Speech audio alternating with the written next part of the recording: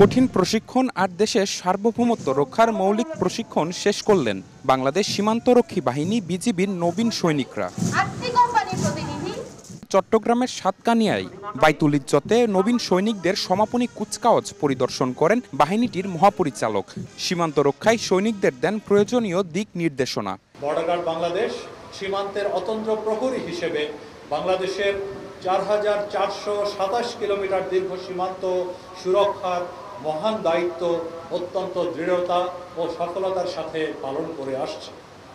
এ বাহিনীর সদস্যরা সীমান্তে চোরাচালান, নারী ও শিশু পাচার রোধ সহ যে কোনো ধরনের সীমান্ত অপরাধ দমনে দক্ষতার স্বাক্ষর রেখে চলেছে। পরিদর্শন শেষে সীমান্তের সাম্প্রতিক পরিস্থিতি নিয়ে সাংবাদিকদের সঙ্গে কথা বলেন মহাপরিচালক। উঠে আসে দেশের সীমান্তে মিয়ানমারের অভ্যন্তরীণ উত্তেজনার প্রসঙ্গ।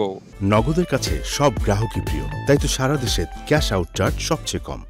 সর্বশেষ পরিস্থিতি হলো এখানে অপারেশন চলমান আছে এবং সম্পূর্ণভাবে এলাকাকে অত্র ওই বান্দরবন অধ্যুষিত থানচি, রুমা এসব এলাকাকে সম্পূর্ণভাবে বিপদমুক্ত এবং জনসাধারণের জন্য সম্পূর্ণ নিরাপদ না করা পর্যন্ত এবং এই বিচ্ছিন্ন যে সন্ত্রাসী গোষ্ঠী তারা সম্পূর্ণভাবে এটা বন্ধ না করা পর্যন্ত যৌথ বাহিনীর অপারেশন চলমান থাকবে। বাহিনীর আধুনিকায়ন ও উন্নত প্রশিক্ষণের বিষয়ে নতুন নতুন পরিকল্পনার কথাও জানান বিজিবি প্রধান।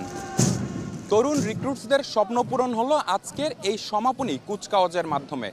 আর শপথ গ্রহণের মাধ্যমে বাংলাদেশের সীমান্ত রক্ষায় নিজেদের উৎসর্গ করলেন বিজিবির নতুন সদস্যরা। চট্টগ্রাম থেকে নিবিড় সাহা, সময় সংবাদ।